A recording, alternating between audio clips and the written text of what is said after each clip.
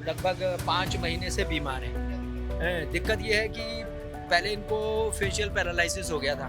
तो facial paralysis में इनका ट्रीटमेंट कराया तो डॉक्टर साहब ने किसी ने दवाई ऐसी दे दी कि उससे फिर हार्ट की प्रॉब्लम शुरू हो गई, बीपी की 4-4 दवाइयाँ दे दी और उसके साथ फिर यूरिन इन्फेक्शन शुरू हो गया, मल्टीपल डिसीज शुरू हो गई थी। लेकिन जैसे तैसे कवर हम कर रहे थे, लेकिन अभी 4 जनवरी से प्रॉब्लम ये है कि इनको यूरिन हर 10 मिनट में 5 मिनट में आ रहा है और कंटिन्यूसली कुछ ना कुछ डेली टेस्ट हो रहे हैं। अब मैं डॉक्टर बीआरसी जी को लगभग 15 से 20 साल से फॉलो करता हूँ। तो मेरा ध्यान सारा इधर था, शुद्धि की तरफ और योग, प्राणायाम, आयुर्वेद की तरफ। मैं पापा को लेके आया हूँ और यहाँ पे हमारा 3 दिन का कैंप पूरा हुआ।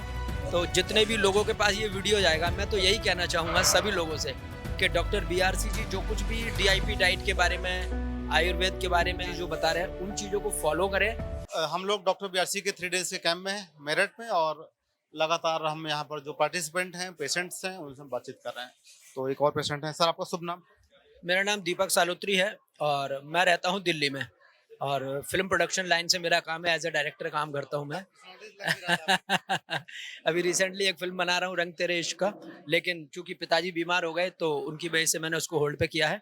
ये मेरे फादर हैं, इनका नाम है ओम प्रकाश शर्मा और उम्र है 89 ईयर्स और काफ़ी अच्छे मेंटेन करके रखा है इन्होंने अब तक अपने शरीर को। लेकिन अब शरीर है, उम्र है, बढ़ रही है, तो लगभग 5 महीने से बीमार हैं। दिक्कत ये है कि पहले इनको फेशियल पैरालिसिस हो गया था। तो फेशियल पैरालिसिस में इनका ट्रीटमेंट कराया तो डॉक्टर साहब ने किसी ने दवाई ऐसी दे दी कि उससे फिर हार्ट की प्रॉब्लम शुरू हो गई, बीपी की 4-4 दवाइयाँ दे दी और उसके साथ फिर यूरिन इन्फेक्शन शुरू हो गया, मल्टीपल डिसीज शुरू हो गई थी।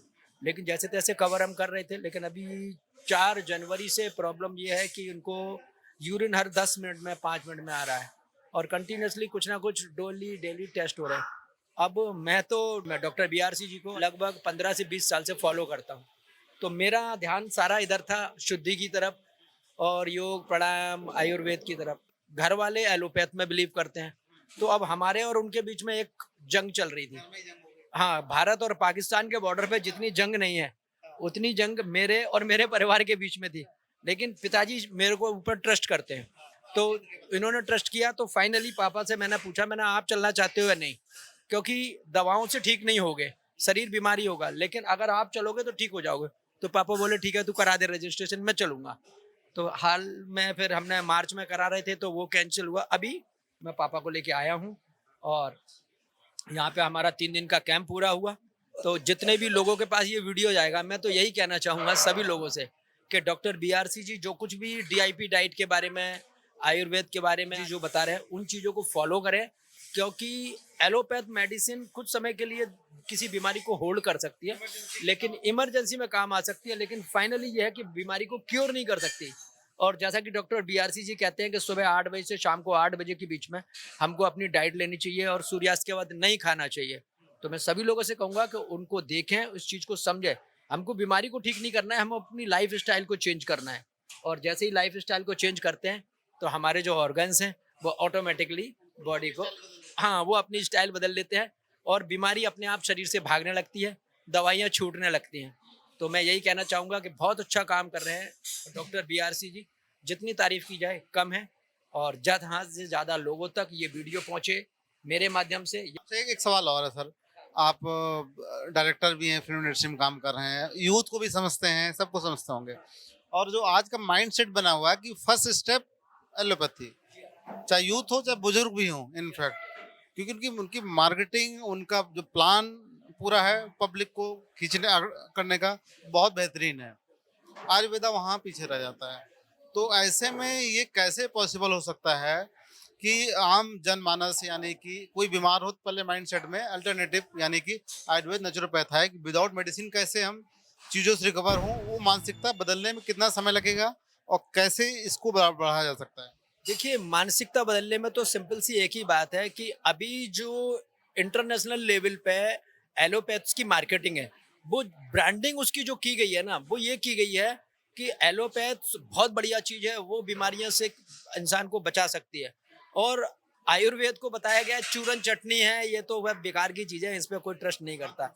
हाँ, लेकिन मैं ये कहना चाहूँगा जितने भी लोग मुझे सुन रहे हैं कि इस समय भारत सरकार ने आयुर्वेद को वो दर्जा दे दिया है, आयुष मंत्रालय ने वो चीज बता दी है कि हम अगर आयुर्वेद की शरण में जाते हैं तो बीमारियां हमारे शरीर से हमेशा हमेशा के लिए भाग जाएंगी।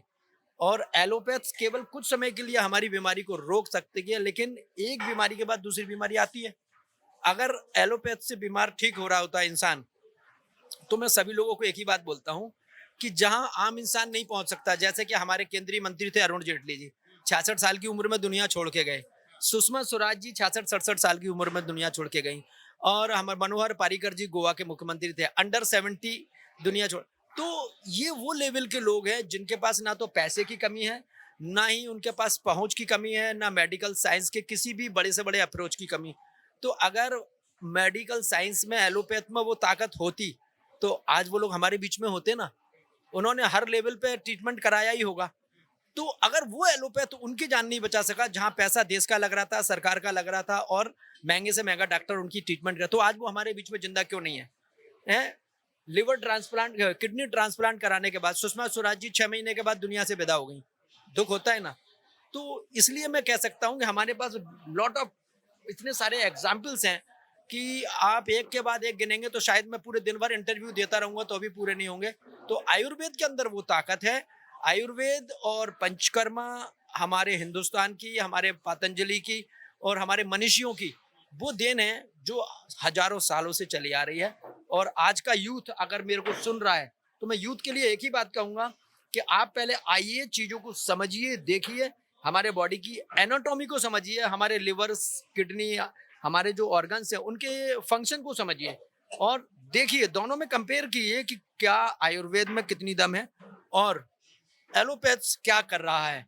कि हाँ, कंपेयर करो। मैं ये नहीं कह रहा आप डायरेक्टली आओ, को नहीं तो आप कहोगे कि शायद बीआरसी जी ने मुझे कोई पैसे दिए होंगे ये सब बोलने के लिए। कोई पैसे नहीं दिए, मैं अपनी मर्जी से आया हूँ। और मेरी ये कोशिश रहती है कि मैं ज्यादा से ज्यादा यूथ तक ये बात पहुंचाऊं, जिससे कि वो अपनी आने वाली जनरेशन को और अपने पेरेंट्स को भी इस चीज के बारे में कंपेयर कर सके, समझा सके कि आयुर्वेद कितना जरूरी है।